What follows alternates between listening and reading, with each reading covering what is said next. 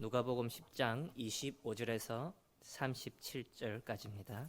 어떤 율법 교사가 일어나 예수를 시험하여 이르되 선생님 내가 무엇을 하여야 영생을 얻으리이까?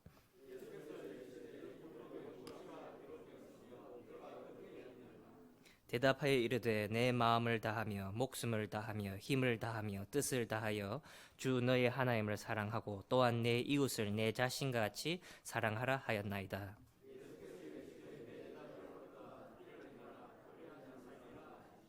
그 사람이 자기를 옳게 보이려고 예수께 여짜오되 그러면 내 이웃이 누구니까?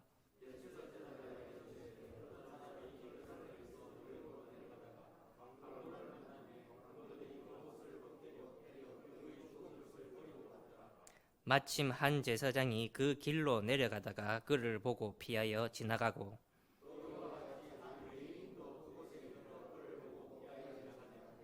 어떤 사마리아 사람은 여행하는 중 거기 이르러 그를 보고 불쌍히 여겨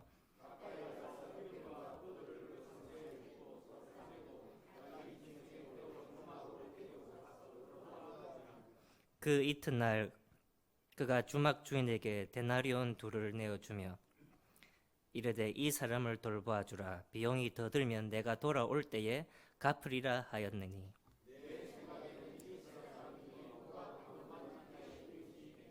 함께 읽겠습니다. 이르되 자비를 베푼 자이다. 예수께서 이르시되 가서 너도 이와 같이 하라 하시니라. 아멘. 누가복음 10장에 보면 어떤 율법 교사가 예수님을 시험하려 찾아옵니다. 그 질문에 예수님께서는 우리가 너무나도 잘 아는 여기에 함께 앉아 있는 어린 주일 학생들도 다 한 번은 들어본 이야기, 선한 사마리안 비유를 들려주게 됩니다. 어떤 사람이 예루살렘에서 여리고로 가는 길에 강도를 만나게 됩니다. 폭행을 당하고 가진 것을 다 빼앗기고 그를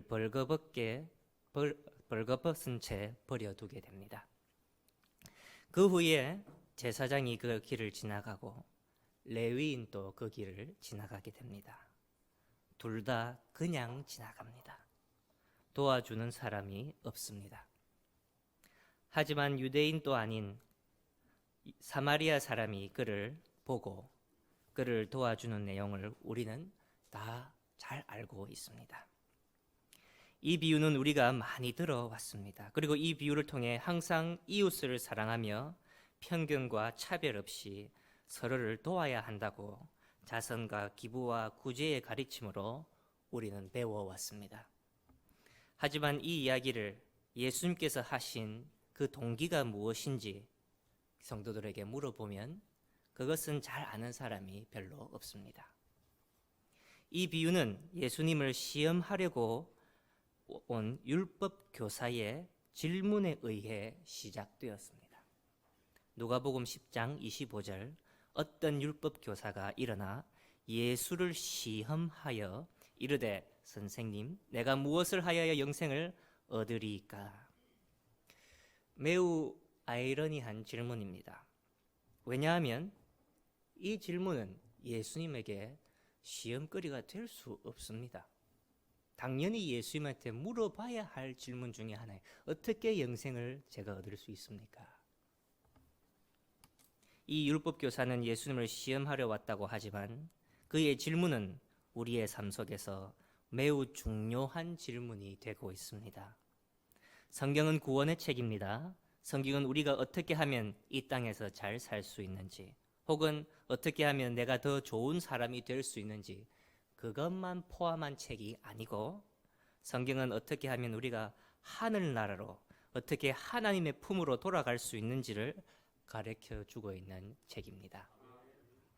그렇기 때문에 이 율법교사의 질문은 예수님을 시험하는 질문이지만 또한 우리의 믿음에 매우 중요한 질문이고 그리고 이 율법교사에 대한 내용을 생각보다 우리에게 많이 알려주는 질문입니다.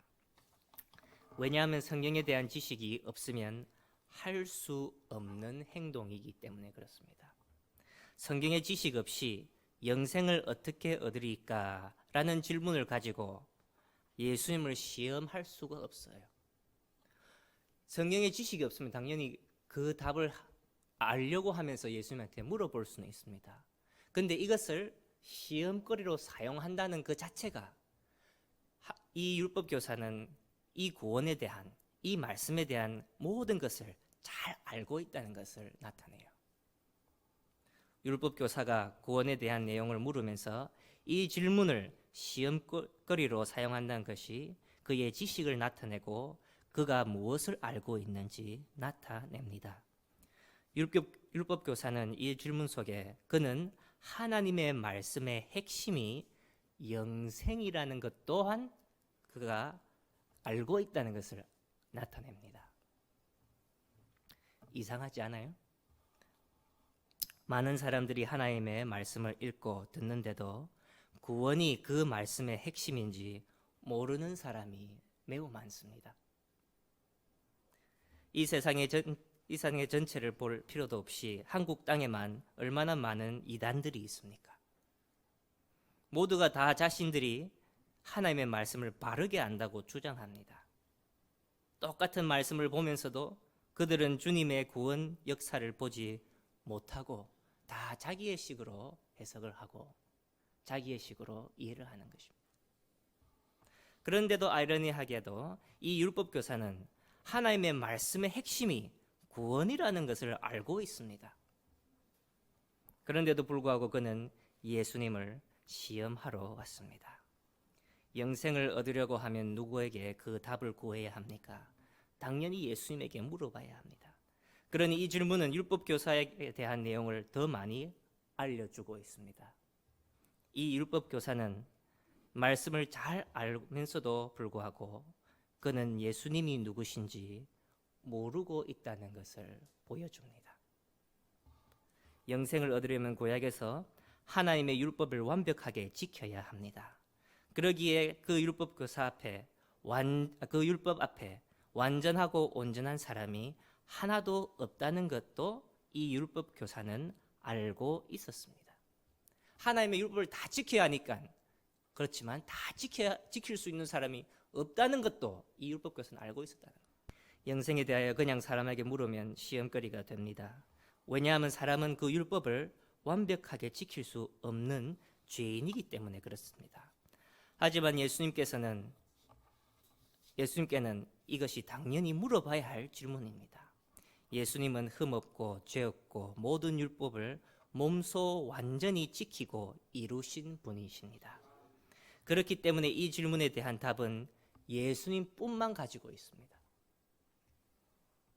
이 질문을 예수님께 시험거리로 했다는 것은 자신은 성경을 잘 알고 있으나 예수님을 모르는 것을 나타냅니다. 말씀의 핵심이 구원인 것을 아는데도 예수님을 알아보지 못하는 꼴이 됩니다. 이것은 우리로 하여금 너무나 겸손케 하는 내용입니다. 자신을 돌아보게 하는 말씀입니다. 성경을 너무나도 잘 알고 많이 보는데 그 속에 예수님을 발견하지 못하고 율법 교사의 모습과 같이 우리도 그냥 우리의 식으로 예수님을 만나지 못하는 그냥 말씀으로 지나가 버리는 것입니다. 이 율법 교사는 성경을 잘 알고 있었습니다. 얼마나 잘 알면 예수님을 시험하려고 덤벼듭니다. 오늘도 마찬가지입니다. 교회를 잘 안다고 하는 사람들이, 말씀을 잘 안다고 하는 사람들이 더더욱 예수님의 몸된 교회에 덤벼듭니다. 말씀 잘 모르고 교회 잘 모르는 사람 교회 안 건드립니다. 이것은 말씀을 잘 아는데 예수님을 모르는 사람이 하는 행동입니다. 너무 이게 서로가 안 맞아요. 말씀은 잘 아는데 예수님을 모른다. 교회는 예수 그리스도의 몸입니다. 그렇기 때문에 교회를 건드리는 것은 주님을 시험하는 것이고 예수님을 공격하는 것입니다. 이러한 율법 교사의 질문이 있었기에 온 세상이 너무나도 잘 아는 선한 사마리아인 비유를 들려주시게 됩니다. 그렇다면 이 비유 속에 담겨진 내용이 단순히 착한 이웃이 되어라는 교훈만 있을까요? 이렇게 질문만 해도 이 속에 그것보다 더 많은 것이 담겨져 있구나, 이 정도는 짐작할 수 있습니다. 우리 본문 27절 28절 대답하여 이르되 내 마음을 다하며 목숨을 다하며 힘을 다하며 뜻을 다하여 주 너희 하나님을 사랑하고 또한 내 이웃을 내 자신과 같이 사랑하라 하나이다. 예수께서 이르시되 내 대답이 옳도다. 이를 행하라. 그러면 살리라 하시니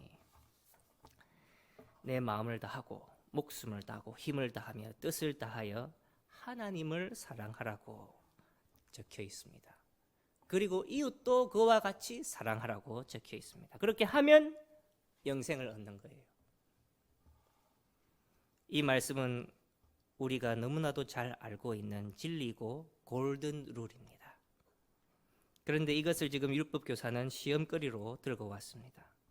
지금 이 율법교사는 구약 성경을 정말 잘 요약했어요. 십계명을 정말 잘 요약했어요. 하나님 사랑, 이웃 사랑. 말씀은 잘 알아요. 그런데 이 율법을 따라할 수 없다는 것도 이 율법교사의 질문을 통해 우리가 알게 된다는 거예요. 하나님을 완벽하게 내 자신을 다 드러내요. 내 모든 것을 다하여 하나님을 사랑하는 것이 불가능하다는 거예요. 내 이웃 사랑도 내 모든 것을 다해서 이웃 사랑하는 것도 불가능하다는 거예요. 그러니 하나님을 사랑한다는 자체가 얼마나 큰 기적인지 우리 알아야 합니다.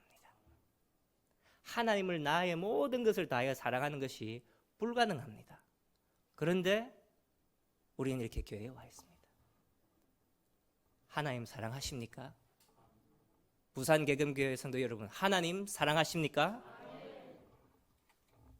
얼마나 큰 기적인지 알아야 합니다. 눈에 보이지 않고 손에 만지지도 않고 음성이 귀로 들리지 않고 한 번도 직접 만나본 적도 없는데 어떻게 그렇게 하나님을 믿고 사랑하십니까? 안 믿는 사람이 혹은 안 믿는 친구나 동료가 넌 어떻게 하나님을 그렇게 사랑하냐 물어보면 뭐라고 대답하실랍니까? 이렇게 대답해야 합니다. 저는 하나님을 만났습니다. 저는 하나님이 눈에 보입니다. 저는 하나님이 손에 잡힙니다. 저는 하나님의 음성이 귀로 들립니다. 저는 하나님을 매주 만나는 사람입니다. 처음에는 몰랐지만 계속해서 시간이 지나면서 내가 아니라 하나님께서 나의 손을 붙들고 계신 것을 이제 알고 있습니다. 여러분들 교회 올 때마다 하나님 만나는 시간입니다. 하나님을 사랑하는 것이 불가능하니 이것을 시험거리라고 예수님에게 던지는 질문입니다. 하지만 우리는 한결같이 다 하나님을 사랑한다고 고백합니다. 그러니 우리가 누리는 사랑은 불가능한 사랑을 우리는 누리고 있는 것입니다. 누릴 수 없는 사랑을 우리가 누리고 있는 거예요. 29절에 그 사람이 자기 일을 옳게 보이려고 예수께 여짜오되 그러면 내 이웃이 누구니까? 단순히 이웃이 누구인가 질문이 아닙니다. 의도가 담겨져 있는 행동이고 질문입니다. 자신을 옳게 보이려고 하는 이 율법 교사의 행동입니다. 율법 교사의 입장에서는 율법을 온전히 지킬 사람은 없지만 자신은 어디까지는 잘 하고 있다는 것을 보이려고 하는, 옳게 보이려고. 이 정도 하면 됐지요. 이 정도 하면 됐지라는 신앙에 빠져 있습니다. 자신의 잣대에 맞춘 믿음과 신앙 생활입니다. 그러면 이 정도는 하면 나는 하나님을 충분히 사랑한 것이고 나는 내 이웃을 위해서 충분히 사랑을 베푸른 사람이라고 자신은 생각하는 것입니다. 하나님의 율법을 완벽하게 지키는 자는 없지만 자신은, 율법 교사는 하나님의 사랑에서는 자신이 있고 이웃 사랑에도 자신이 있다는 것을 밝히고 있습니다. 그러니 내 이웃이 누구이니까? 라고 질문을 하는 것이, 내 이웃이 누구이니까 질문 앞에 예수님은 선한 사마리아인 비유를 들려주시게 됩니다. 여러분, 선한 사마리아인 비유의 핵심이 무엇이겠습니까? 우리가 주일학교 때 무엇이라고 배웠습니까? 유대인과 사마리아인 사이가 좋지 않기 때문에. 그러니 예수님께서 말씀하시는 것은 우리로 하여금 편견을 버리고 서로 돕고 사는 사람이 바로 이웃을 사랑하는 사람이다. 그렇게 교훈 삼았습니다. 그렇지만 지금까지 율법 교사와 한 대화를 생각해 보면 그것이 전부가 아니라는 것을 알 수 있습니다. 비유 속에 강도 맞은 유대인은 어디에서 어디로 가는 사람입니까?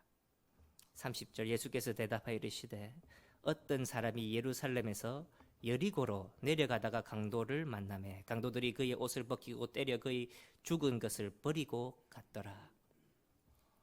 예루살렘에서 여리고로 가다가 강도를 만났습니다. 예루살렘에서 여리고로 내려간다는 의미가 무엇일까요? 여리고는 이스라엘의 문과 같은 장소입니다. 입구입니다. 출입구입니다. 그리고 예루살렘은 하나님의 성전이 있는 예배의 장소입니다. 즉 강도 맞은 유대인은 예루살렘으로 올라와 하나님께 제사를 드리고 예배를 드리고 집으로 돌아가는 길이었습니다.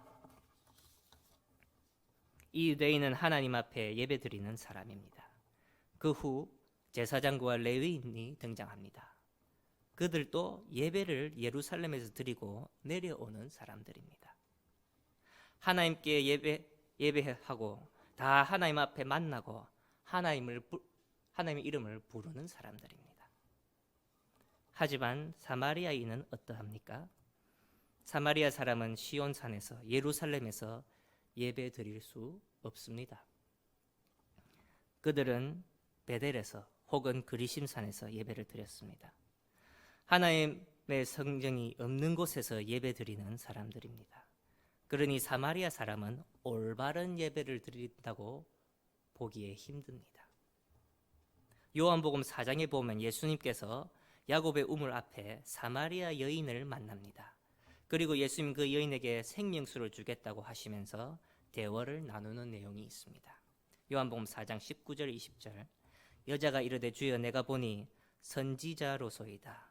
우리 조상들이 이 산에서 예배하였는데 당신들의 말은 예배할 곳이 예루살렘에 있다 하더이다.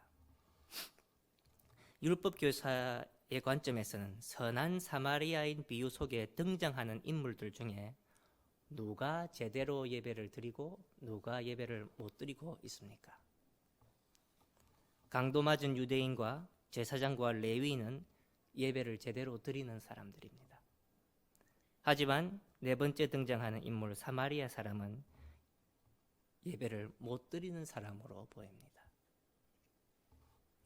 그러면 이들 중에 영적으로 도움이 필요한 사람이 누구입니까? 영적으로 도움. 유대인은 지금 피 흘리고 있어요. 길에 버려져 있어요.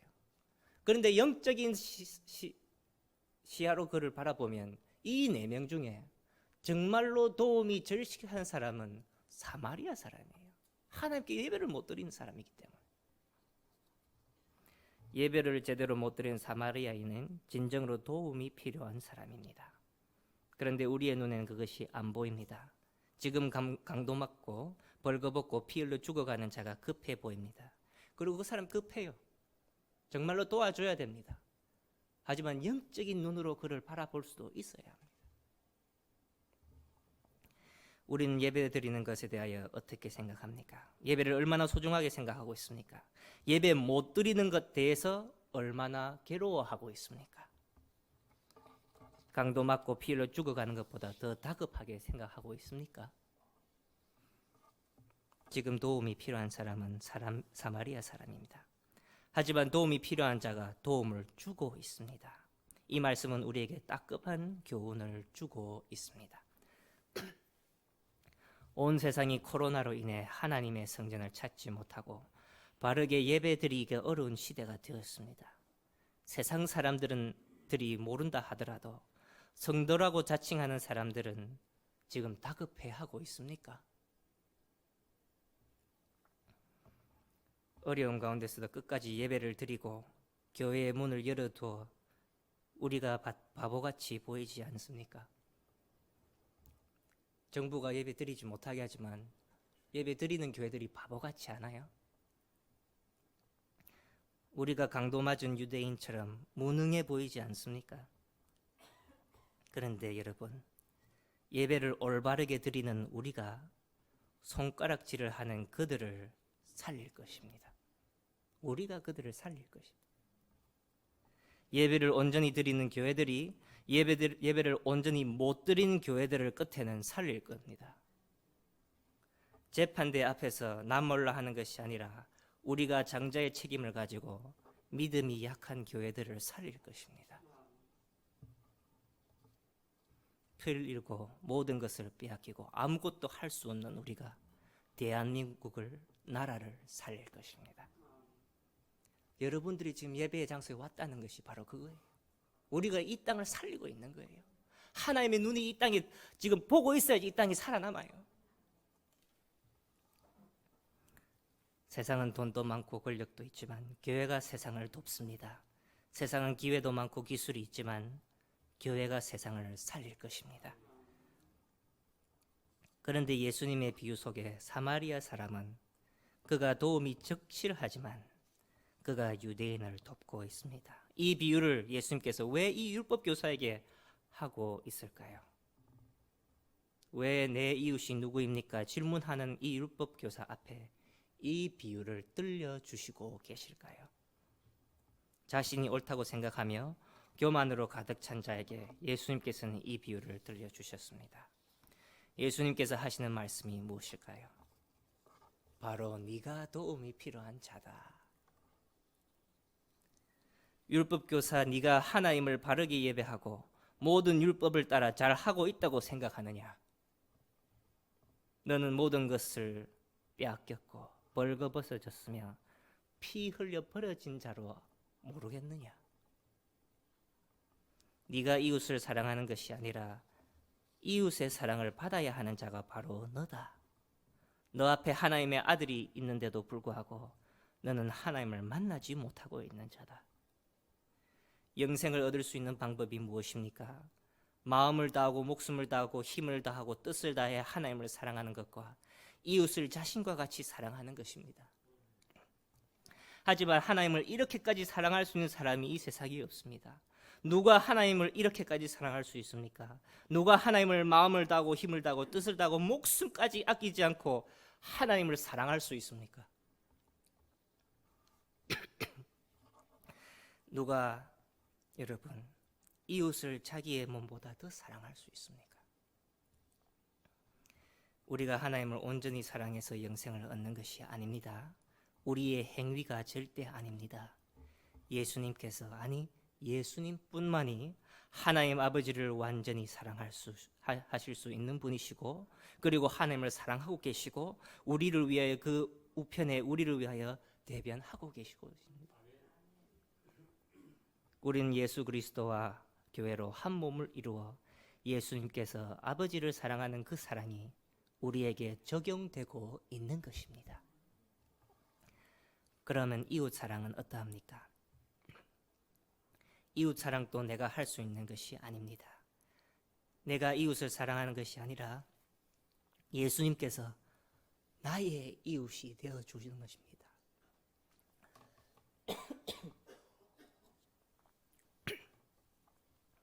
나를 죽도록 사랑한다는 말씀입니다.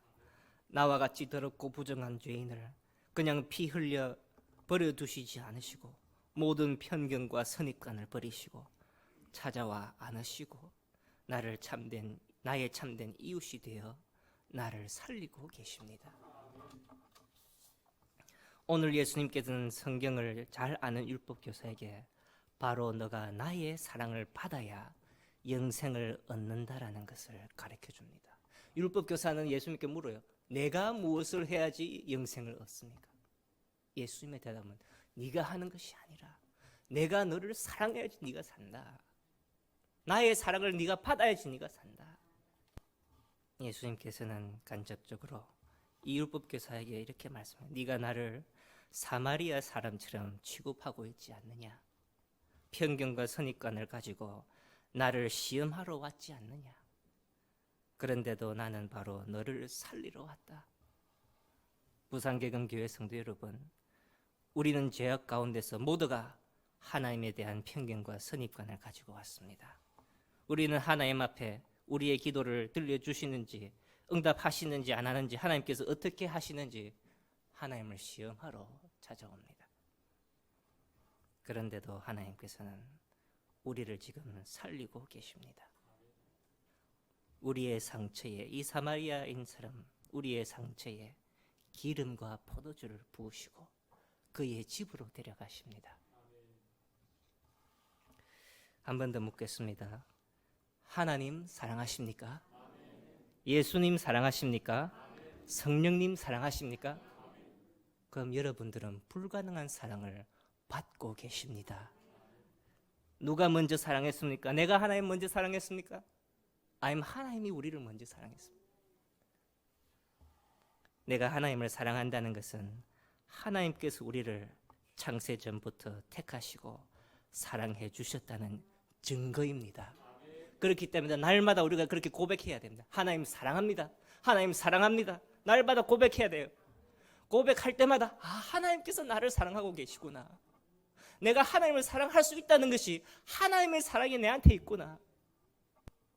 주님께서는 우리를 사랑하고 우리가 그를 아무리 시험해도 그는 사랑의 마음으로 우리한테 다가와 우리의 아픈 부위를 고치시고 우리의 상처에 하나님 천국의 기름과 포도주를 부어 낫게 하시고 우리에게 구원과 영생을 허락해 주시는 것입니다.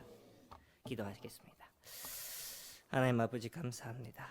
오늘 또 우리가 잘 아는 말씀 내용으로 선한 사마리아인 비유로 다시금 깨닫게 되는 진리, 바로 내가 하나님의 사랑이 필요한 사람이고 하나님의 사랑 없이는 살 수 없는 자라는 것을 깨닫게 되었습니다. 주님, 우리는 잘한다고 스스로 교만했습니다. 나는 하나님 앞에 자랑할 수 있는 게 있다고 교만했습니다. 이 정도 하면 됐지라고 생각했습니다.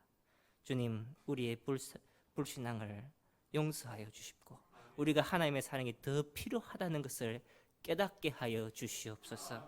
날마다 하나님을 사랑한다 고백하는 부산계금교회가 되게 하시고 그렇게 해서 이 하나님 사랑이 이 교회와 우리의 가정과 개개인의 마음속에 풍성하게 넘치는 그런 은혜가 있도록 하나님 은혜 내려 주시옵소서.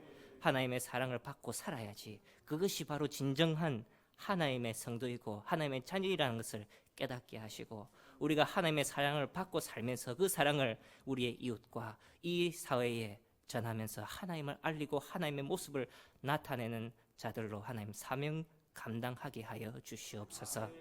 주님, 우리 교회 특별히 이 코로나 시대 끝까지 어떻게 보면 고집처럼 보일 수도 있지만 끝까지 하나님 앞에 나와 예배할 수 있게 하신 것 정말 감사드립니다.